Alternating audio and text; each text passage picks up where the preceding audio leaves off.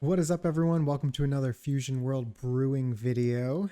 Today we're going to be going over 3 red decks, one deck for each of the old leaders. Again, like I said in my other brewing videos, these decks are meant to be a starting point for you. They will all be in the description below. And what you can do is you can just click on it and add or subtract anything you want to make the deck your own. By no means are any of these decks finished products. They're mostly just ideas. Our first deck is going to be StarterKu, which is my favorite leader, as you probably already know.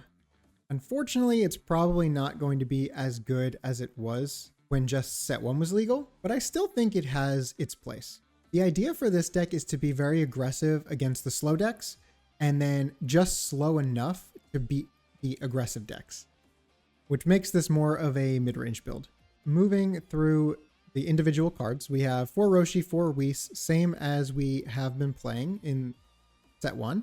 4 Hit, which this card is one of my favorite cards. And then we replace Krillin with Khalifa. Yes, Krillin is a 10k combo, and it's really good to hold in hand. But this card is just way better when it hits the field. Not only is it a 20k on the opponent's turn, where Krillin is only a 15k, but it also has critical. And like I said in previous videos, critical is so important against the green decks because you don't want them to have too big of a hand going into the late game. And the way to beat those green decks is to be very aggressive. So this does both of those things really well. We're playing 3 Fua. I'm not sold on this card anymore, but it is a really good way of dealing with the bigger things that the opponent's doing. This, along with your 3-drop SRGoku, can kill most things that are going to give you trouble. And if you don't want to use it during the game, it's just a 10k combo, which is always good. Then we got 4 promo Gokus. I think this card's amazing. I've always said that this card feels like the Tarmogoyf of this game, where it's just a 2-drop that is overstatted, and it's good in most situations. It attacks into Broly well, and now it attacks into Zamasu, which I think is going to be really important. Zamasu seems like it's going to be an absolute menace, and gearing your deck to beat that deck, I think, is going to be very important. We then have 4 SR Gokus, card's great. And then we have 14 3-drops with the Tournament of Power tag. So these cards are all from Blazing Aura. And what they do is they pair really well with Kefla. I think Kefla is good in probably any red deck you want to put it in. It's not just a StarterKu card. It's a 4-drop that replaces itself, and it puts another threat on the board. And then it's a 10k combo on top of that. Android 17 is almost always going to have the permanent active, just because it is easier to awaken StarterKu than it is going to be for StarterKu. And once the permanent is active, this card is going to be really hard to deal with, and it attacks really well into the 25k leaders. We're playing 4 Gohans. This card is just so good. Again, it's going to be a 25k on your turn. You can play it off of Kefla, and it can probably kill, and it can help kill the opponent's threats. The fact that it's on attacking is really nice because on turn 4, if this is still alive, you can attack with it and then play a Goku to then completely take care of it. Or you can pair it with Fua and hit really well. Or just Gohan and Whis can take care of a 20k. This card just gives you a lot of different options for how to deal with the opponent's battle cards. Then we have 3-drop Goku. This is actually one of my favorite new cards.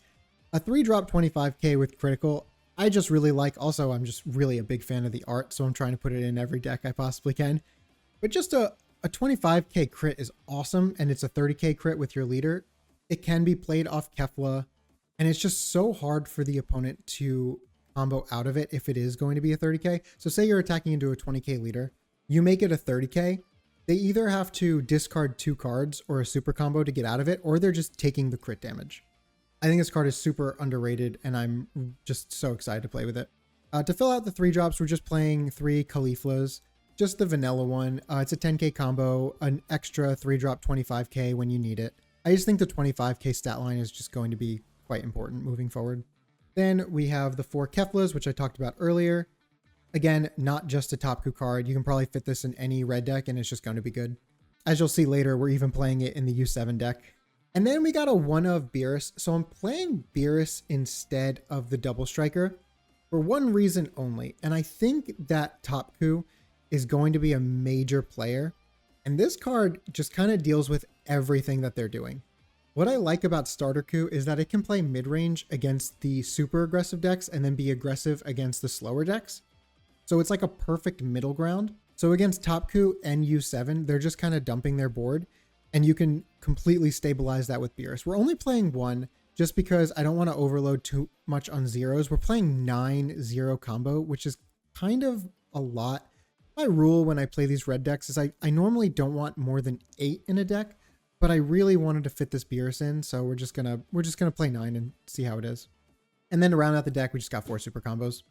I think this deck is going to have a hard time against blue. In set 1, blue was our hardest matchup, and blue's just gotten better. And I still don't think we have the proper tools to deal with it. We're mostly just playing one threat a turn, unless you're like playing Kefla. And that just makes it easier for the blue decks to just bounce them back to our hand and just get in for little chip shots at a time. What this does well though is it can rush down green. If green is going to be a big player, I think red is where you want to start. TopKu is probably going to be much better against green, but then if green is good and TopKu is good, this deck kind of beats both of them. Or at least I've built it to do that. I haven't tested, so I'm not sure if it's going to, but I've built it to try to beat both of them. So let's move on. Against TopKu, we have pretty good answers for most of what they're doing. We got like the Whis, Fuas, we can deal with their early threats, and then we also just have Beerus to wipe their board when they Kefla. So they Kefla on 4 usually, either with 1 mana or with the full 4 if they're not awakened yet. And that just sets us up for turn 5 Beerus. We're only playing 1 Beerus, so you still have to find it. But with 1 copy, you have a 32% chance to have it in your hand on turn 5, which isn't great, but like there are still other ways to deal with what the opponent's doing. All right, that's it for the StarterKu build. Let's move into the U7 one. All right, so for Universe 7 Goku, the name of the game is just be aggressive. They got some really good new tools in Khalifa, these 3-drops, Kefla, and Frieza. Yes, Kefla is not a Universe 7 cards, but it does play amazing Universe 7 cards for free. And this, Hit, and Khalifa are the only non-Universe 7 cards we're playing, which 12 is kind of a lot, but the cards are just good on their own where I think it's going to be okay to play them. It is possible that the Khalifa Krillin split is not correct. We're playing 4 Khalifa and 2 Krillin. It may be correct to go the other way, but I think Khalifa is just that much better that it's really not going to matter.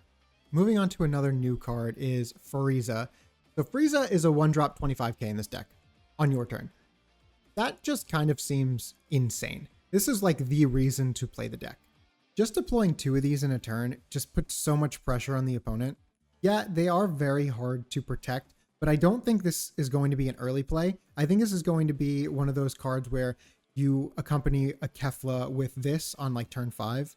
Whereas like you play Kefla, you play a Gohan off of it, and then you just also play the Frieza because you had 5 mana.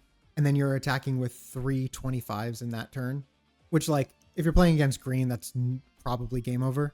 We have 14 Self-Awakeners across the 1 and 2 drops. So we're going to be trying to awaken at least by turn 3, but you do have a more than 50% chance of awakening on turn 2 if you're on the draw. And then on turn 3, you're probably always awakened because you just have this Goku and then the Gohan as well. This deck isn't too different than the last one. We're just playing a little bit more low to the ground. The biggest issue I can see this deck facing is just running out of gas. Yes, we're aggressive, but if we're playing against a slower red deck, I can just see us being outvalued by them. And then blue is just going to be a big problem for almost all of these red decks. However, I still think this goes into TopKu pretty well. And then green's going to be a good matchup. And I'm not too sure about yellow, but this seems like it'll be fine against yellow, at least 50-50. All right, that's all I got to say about this one. Let's move on to deck number 3. All right, so our third and final deck is going to be Beerus. So Beerus is one of those leaders that I do not like.